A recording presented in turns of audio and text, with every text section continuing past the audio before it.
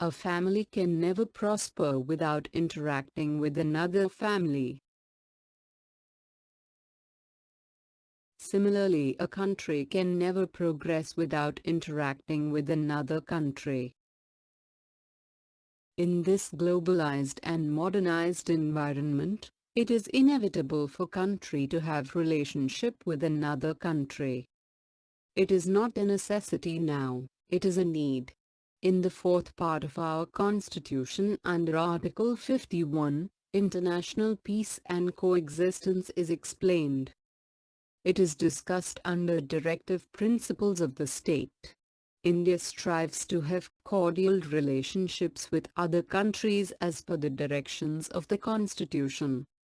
Relationship with major neighbor countries, India and China. China is a big country which borders India. The relationship between China and India goes back to Mesopotamia and Sindhu River civilization times. Buddhism originated in India has found wide acceptance in China. The relationship between China and India goes back to ancient times. Many of Indian rulers had cordial business relationship with Chinese rulers.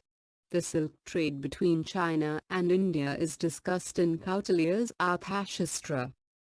After the emergence of India and China as two sovereign republics, their mutual relationships were guided by Panchashila principles.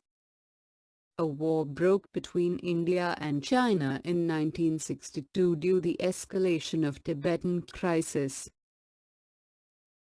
After the war, border disputes arose and these disputes still remain unresolved. The insistence of China that Arunachal Pradesh belongs to it is one of the main bone of contentions between the two countries.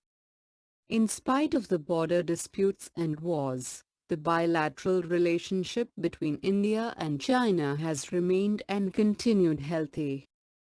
Both the countries have the highest population and both are identified as the leading economies of the world. India has established good trade relationship between China after 1980s and this has further cemented its relationship.